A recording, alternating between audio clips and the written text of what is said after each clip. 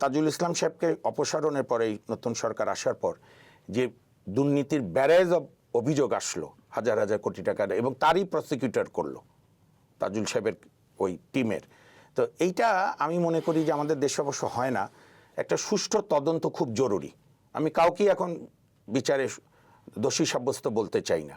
আজকে যে ঘটনা বললেন বা আমরা তাজুল ইসলাম সাহেবের বিরুদ্ধে যে অভিযোগ শুনলাম, আমি মনে করি সরকারেরই উচিত হবে, আইন মন্ত্রণালয়, এইটার একটা নিরপেক্ষ শব্দ তো খুব কঠিন, অ্যাটলিস্ট সুষ্ঠু একটা তদন্ত হওয়া দরকার, মানে বস্তুনিষ্ঠ তদন্ত। না হলে হবে কি পুরো যথাযথ তদন্ত, পুরো বিচারটাই প্রশ্নবিদ্ধ হয়ে যাবে। যেমন ওই যে রাজসাক্ষী করার সময় আরেক আইনজীবী উপস্থিত ছিল ধানমন্ডির ইয়েতে, আর চিফ প্রসিকিউটর সাহেব আমার জন্য খুব এম্বারাসমেন্ট, আমার ডিপার্টমেন্টের ছোট ভাই ছিল রাজশাহী ইউনিভার্সিটি, কিন্তু তার যে বক্তব্য, তার যে বডি ল্যাঙ্গুয়েজ ছিল, মনে হচ্ছে যেন সে চিফ ইনভেস্টিগেটিং অফিসার।